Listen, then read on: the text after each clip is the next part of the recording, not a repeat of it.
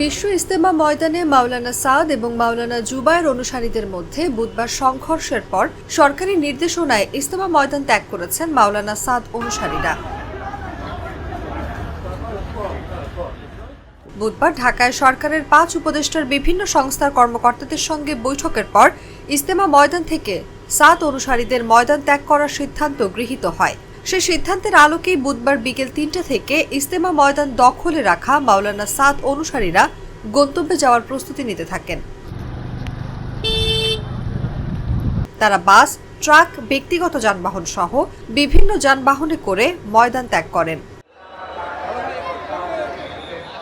স্থানীয় প্রত্যক্ষদর্শীরা জানান, মাওলানা সাদ অনুসারীরা ইজতেমা ময়দানে প্রবেশ করে 20 ডিসেম্বর থেকে তাদের 5 দিনের জোর ইজতেমা করার সিদ্ধান্ত নিয়েছিলেন, কিন্তু সরকারি সিদ্ধান্তে তারা বুধবার বিকেল থেকেই ময়দান ত্যাগ করতে থাকেন।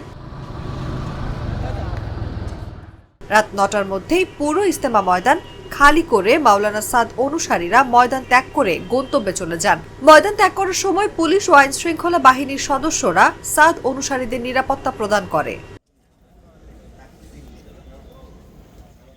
জানা গেছে, ইজতেমা ময়দানের ভেতরে হোগলা, চাটাই, বাঁশ সহ বিভিন্ন সামগ্রী ছড়িয়ে ছিটিয়ে রয়েছে।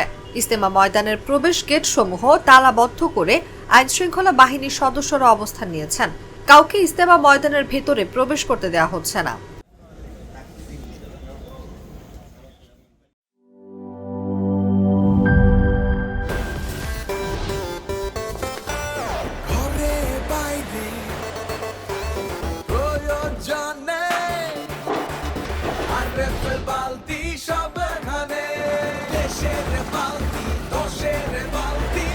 আরএফএল বালতি, দেশের বালতি, দশের বালতি।